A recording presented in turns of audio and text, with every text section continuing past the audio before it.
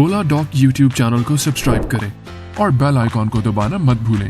अब पाकिस्तान के हजारों डॉक्टर से वीडियो कंसल्टेशन के जरिए इलाज करवाएं। तो अभी ओला डॉक ऐप डाउनलोड करें और घर बैठे अपनी सेहत का ख्याल रखें। ओला डॉक, मुश्किल वक्त में आपके साथ। कौन सा स्किन सीरम है जो आपकी स्किन को सूट कर सकता है और आपके स्किन प्रॉब्लम्स को सॉल्व कर सकता है, आज की वीडियो में आप ये जान लेंगे। So keep watching. I am doctor Amna Sool, FCPS dermatologist from the Skin Lounge, and I am helping you guys to have a better skin, hair and nails. जैसे कि हम पहले भी डिस्कस कर चुके हैं, स्किन सीरम्स एक मैजिकल पोशन की तरह होते हैं और इनके अंदर आपके डिज़ायर्ड प्रोडक्ट एक कंसनट्रेटेड फॉर्म में होते हैं। सो इनके इफेक्ट्स बहुत जल्दी आते हैं क्योंकि ये छोटे मॉलिक्यूलर साइज होते हैं जो जल्दी स्किन में एब्जॉर्ब हो जाते हैं और क्विकली इनके रिजल्ट्स आना शुरू हो जाते हैं। इसलिए ये रिकमेंड किए जाते हैं डिफरेंट स्किन प्रॉब्लम्स के लिए। और आज की वीडियो में आपको मैं बताऊंगी कि आपके जो स्किन प्रॉब्लम्स हैं उनके अकॉर्डिंगली आपने कौन से इंग्रेडिएंट्स नोटिस करने हैं अपना स्किन सीरम लेते हुए। सो कीप वॉचिंग। तो सबसे पहले हम एड्रेस करेंगे एक्नी वाली स्किन को, और ऑयली स्किन, ओपन पोर्स वाली स्किन के लिए कौन से सीरम्स बेहतर हो सकते हैं। तो इसमें सबसे इंपॉर्टेंट होता है रेटिनॉल सीरम, जो कि आपकी स्किन के लिए सबसे ज़्यादा फ़ायदेमंद साबित हो सकता है क्योंकि बेसिकली रेटिनॉल विटामिन ए है और ये हमारी स्किन में सीरम की फॉर्म में अगर आप यूज़ करेंगे तो स्किन में बहुत क्विकली एब्जॉर्ब होगा और आपके सेबेशियस ग्लैंड्स की हाइपर एक्टिविटी को रोकेगा, सीबम प्रोडक्शन को कम करेगा। इस तरह से जो फैटी प्रोडक्शन है, सीबम प्रोडक्शन है, वो कम हो जाएगी और आपकी स्किन पे ऑयल प्रोडक्शन होना भी कम हो जाएगी। ऑयली स्किन का प्रॉब्लम आपका सॉल्व हो जाएगा और इस तरह आपके एक्नी ब्रेकआउट्स के चांसेस भी कम हो जाएंगे और आपका एक्नी का प्रॉब्लम भी सॉल्व हो जाएगा। सो रेटिनॉल सीरम्स जो हैं वो ऑयली स्किन के लिए बहुत अच्छे हैं।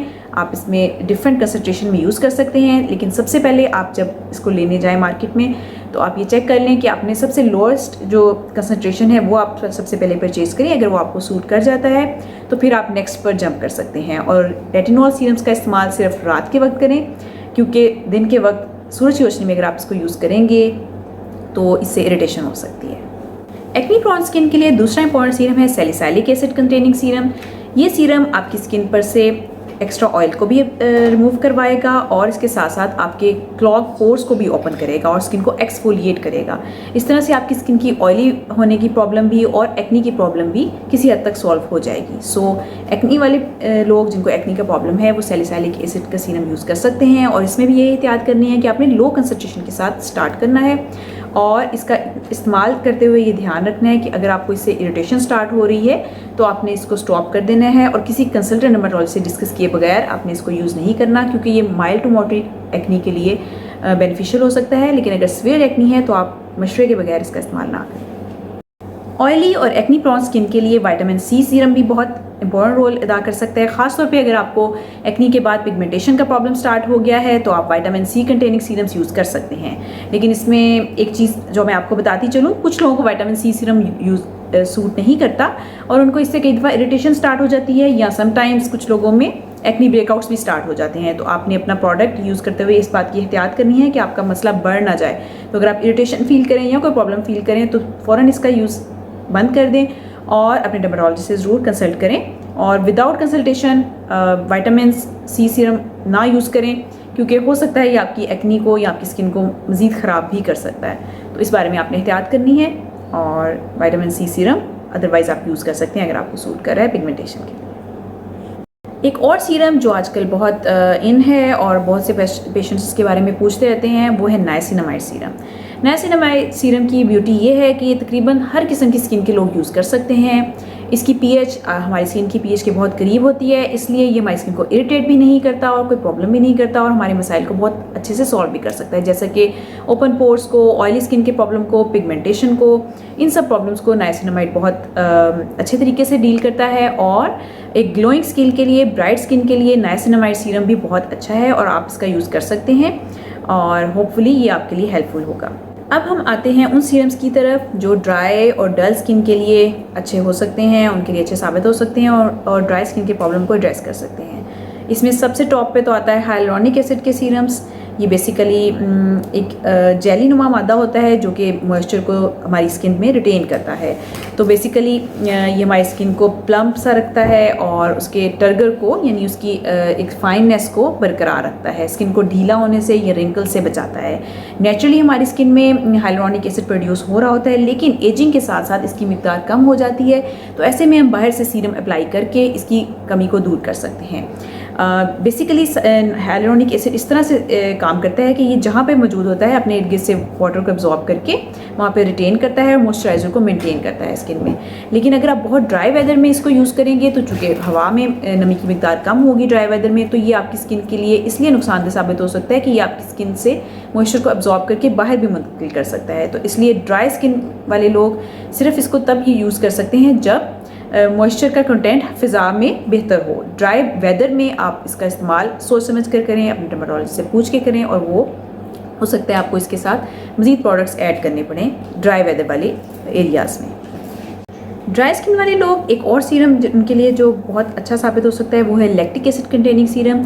ये भी आपकी स्किन के अंदर मॉइस्चर को मेंटेन करता है और इस तरह से ड्राई और एक्जिमा वाले लोग लैक्टिक एसिड कंटेनिंग सीरम से बेनिफिट उठा सकते हैं। इसके अलावा ड्राई स्किन के लिए विटामिन ई सीरम भी बहुत इंपॉर्टेंट हो सकते हैं, क्योंकि ये आपके एक्जिमास को प्रिवेंट करने में हेल्प करते हैं, बिकॉज इनका एंटीऑक्सीडेंट रोल होता है। तो इसलिए ड्राई स्किन वाले विटामिन ई कंटेनिंग सीरम भी यूज़ कर सकते हैं, सेफ़ है उनके लिए।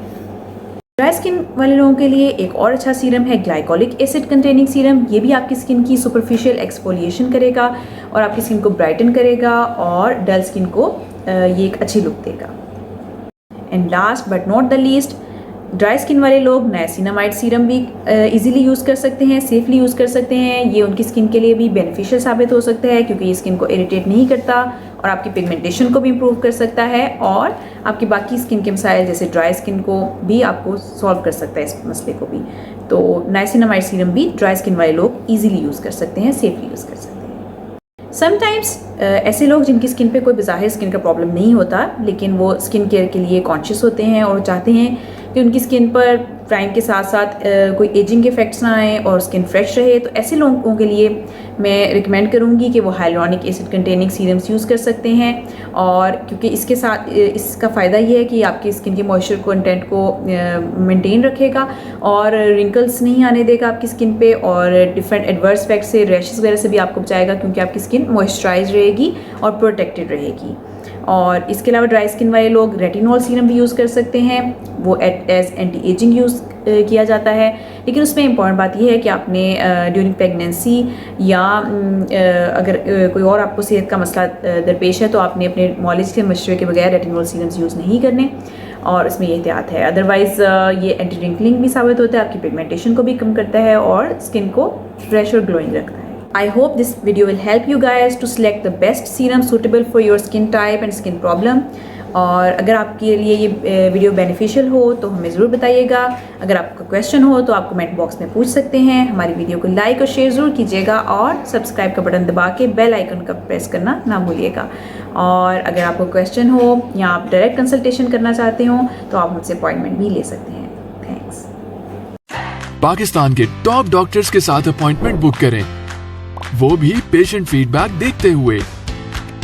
लाखों लोगों की तरह पाकिस्तान के सबसे बड़े डॉक्टर नेटवर्क का फायदा उठाएं और आज ही ओला डॉक ऐप डाउनलोड करें। ओला डॉक, डॉक्टर का अपॉइंटमेंट आसानी से।